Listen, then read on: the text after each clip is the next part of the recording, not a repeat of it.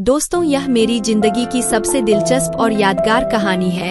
यह कहानी मेरे और मेरे भाई के रिश्ते पर आधारित है, इसलिए इसे ध्यान से सुनिए। मेरा नाम रोशनी तिवारी है और मैं उत्तर प्रदेश के सुल्तानपुर जिले की रहने वाली हूँ। मेरे परिवार में मेरी मम्मी पापा और मैं हूँ। मम्मी हाउसवाइफ है और पापा किसान। हमारे घर में मैं ही उनकी इकलौती बेटी हूँ, इसलिए मम्मी पापा मुझे बहुत प्यार करते हैं। मेरी हर छोटी बड़ी ख्वाहिश को पूरा करने की कोशिश करते हैं और कभी भी मुझे किसी बात के लिए मना नहीं करते। मैंने पढ़ाई में ग्रेजुएशन के साथ साथ ITI भी किया है।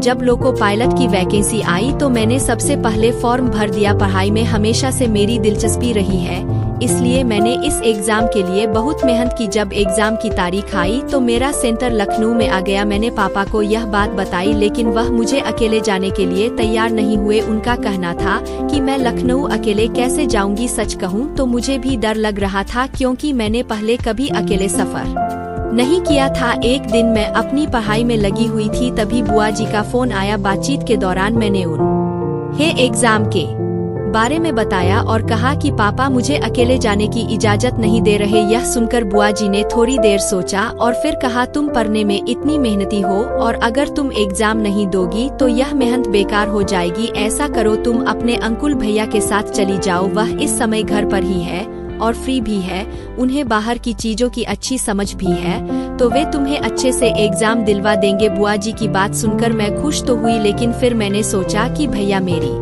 वजह से परेशान हो जाएंगे। मैंने मना कर दिया, लेकिन बुआ जी ने पापा से बात की और उन्हें मना लिया। आखिरकार पापा ने भी हामी भर दी कि भैया मेरे साथ जाएंगे। अगले दिन ही एग्जाम था, इसलिए उसी शाम हमें निकलना था। मैंने पहले से ही ट्रेन की टिकट बुक कर ली थी। पापा मुझे स्टेशन छोड़ने आए। स्टेशन पर भैया पहले ही पहुंच चुके थे। उन्होंने मुझसे पूछा कि मेरी सीट कौन सी है।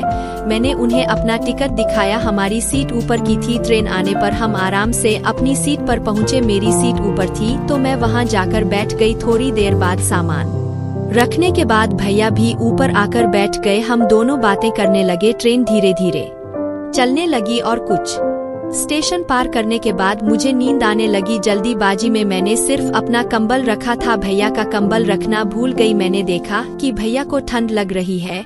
यह देखकर मुझे बुरा लगा, क्योंकि भैया मेरे साथ सिर्फ मेरी मदद के लिए आए थे। अगर उन्हें ठंड लगती तो मैं खुद को कभी माफ नहीं कर पाती। मैंने भैया से कहा, भैया आप इसी कंबल में आकर लेट जाओ। भैया थोड़ा झिझक और बोले, लेकिन रोशनी तुम्हें कोई दिक्कत तो नहीं होगी। मैंने मुस्कुरा कर कहा, दिक्कत कैसी भैया, अगर हमारा मन साफ है तो सब कुछ ठीक है। आखिरकार भैया मान गए और कंबल में आ गए।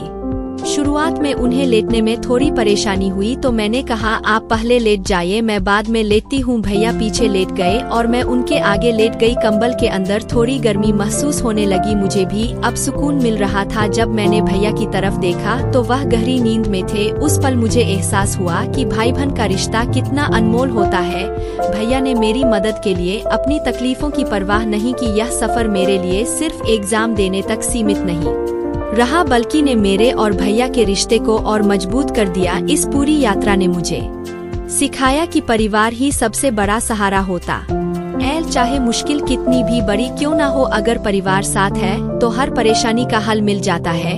अब उनके होंठ मेरे होठों से बस आधा अंगूर दूरी पर थे। मुझे आज कुछ थोड़ा अजीब लग रहा था, क्योंकि वह मेरे भैया था और मुझे बहुत सुकून लग रहा था। भैया का इतना मासूम चेहरा देखकर थोड़ी देर तक मैं भैया को ऐसे ही देखती रही और उनकी गर्म सांसें महसूस करती रही। तभी भैया ने नींद में अपना हाथ उठाया और मेरे कमर पर रख दिया और मुझे थोड़ा अपनी तरफ खींच लिया। अब मेरे होठ सीधे भैया के होठों पर जा टिके। भैया के मुलायम होंठ मेरे गुलाबी होठों का रस पीने लगे। भैया को अभी भी कुछ नहीं पता था। मैंने महसूस किया कि भैया के होठ मेरे होठों के अंदर है, तो मैं बिना कुछ सोचे समझे भैया के होठों को अपने होठों से थोड़ा दबा दिया। अब मुझे बहुत अच्छा लग रहा था। थोड़ी देर तक मैं आपसे ही होठों का रस पान करती रही और फिर भैया ने मेरे पीछे हाथ रखकर थोड़ा तेज दबा दिया, जिससे मैं चौंक गई, लेकिन चुपचाप लेटी रही, क्योंकि भैया को अभी भी कुछ नहीं पता था। जब मैं थोड़ा भैया से सट गई तो मेरे दोनों गोल गोल टमाटर भैया के सीने से टकराने लगे। थोड़ी देर बाद एक स्टेशन पर ट्रेन रुक गई। तभी भैया की हल्की आँख खुल गई। मैंने भैया की आँख खुलते देख अपने आप को थोड़ा संभाला और लेट गई, जिससे भैया को लगे कि मैं गहरी नींद में सो रही हूँ। भैया उठे और देखा कि मैं सो रही हूँ और भी उन्होंने अपना हाथ देखा कि उनका हाथ मेरी गलत जगह है, तो उन्होंने तुरंत ही अपना हाथ कुछ लिया और सही होकर लेट गए। तभी मैंने भी अपनी नींद टूटने का नाटक किया और उठ गई और भैया को देखने लगी और कहने लगी, क्या हुआ भैया, हम पहुँच गए। भैया कहने लगे, अरे नहीं यार, अभी तो 4 घंटे और लगेंगे, चलो सो जाते हैं। ऐसा कहने के बाद मैं लेट गई और भैया भी अपनी आंखें बंद करके गरम गरम कन में लेट गए। थोड़ी देर बाद भैया फिर से सोने लगे। अब मुझे नींद तो आ ही नहीं रही थी और मैं भैया के बारे में बहुत सी बातें सोचने लगी और मेरे मन में तरह तरह के सवाल आने लगे। मैं सोचने लगी, यार भैया कितने हैंडसम है और कितने क्यूट लग रहे हैं यार, यह जिनके पति बनेंगे सच में उस लड़की की लाइफ सेट हो जाएगी। अब मैं मचलने लगी। भैया की क्यूटनेस देखकर मैं तो पागल होने लगी थी। अब मेरा हाथ वाहन पहुंचने लगा जहां नहीं पहुंचना चाहिए थे। मैं भैया का पकड़कर हाथ में उठा लिया और उसे खिलाने लगी। अब भैया सो रहे थे और मैं उनके फुल मजे लेने लगी और ऐसे ही 4 घंटे तक खेलती रही और उस रात मैंने फुल मजा किया। इतना ही नहीं, रुको और बताती हूँ, लेकिन एक शर्त है, आपको वीडियो को एक लाइक करना होगा और मेरे चैनल लव स्टोरी कहानी को सब्सक्राइब भी करना होगा। अच्छा कर दिया, तो चलिए शुरू करते हैं। जब भैया सोने लगी तो मैं खिलाने लगी। मैं खिलाने में इतना बिजी थी कि मुझे भैया का कोई ख्याल ही नहीं रहा। भैया ने अब आंखें खोल दी और कहने लगे, रोशनी तुम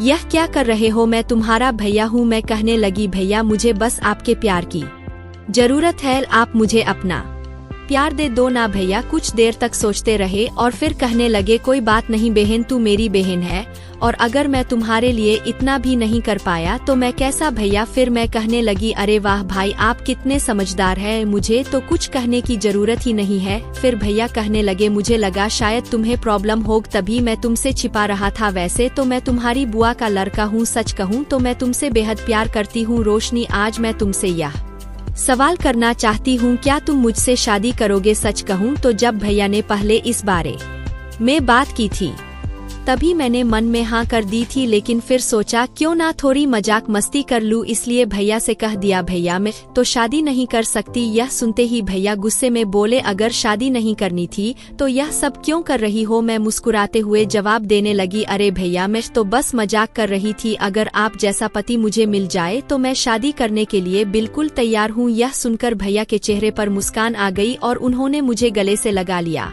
उस पल से मैंने भैया को सिर्फ अपना भैया नहीं बल्कि अपना होने वाला जीवन साथी मान लिया। हमने तय किया कि मेरे एग्जाम खत्म होते ही पापा से इस बारे में बात करेंगे। एक दिन जब हम कहीं जा रहे थे तो भैया ने मुझसे कहा, लेट जाओ, अभी हमें पहुंचने में समय लगा। मैं भैया के पास पत्नी की तरह लेट गई और भैया ने भी मुझे पत्नी की तरह अपनाने में कोई कसर नहीं छोड़ी। जब हम लखनऊ पहुंचे तो मुझे एहसास हुआ कि अब मैं पूरी तरह से उनकी पत्नी बन चुकी हूं। एग्जाम खत्म करने के बाद मैं सीधे घर पहुंची। हालांकि घर पहुंचने तक का सफर भी कुछ अलग नहीं था। रास्ते में भी भैया ने मुझे बार बार अपनी पत्नी जैसा महसूस कराया। जब घर आ गए तो मैंने सोचा कि अब पापा से शादी की बात करनी चाहिए। कुछ दिनों तक माहौल सही होने का इंतजार करती रही। एक दिन मौका देखकर मैंने पापा से अपने और भैया के रिश्ते की बात की। पापा मुझसे बहुत प्यार करते थे और उन्हें भैया भी बहुत अच्छे इंसान लगते थे, इसलिए उन्होंने इस रिश्ते के लिए तुरंत हामी भर दी। इसके बाद हमारी शादी हुई और हम दोनों पति पत्नी बन गए। तो दोस्तों, यह मेरी कहानी है।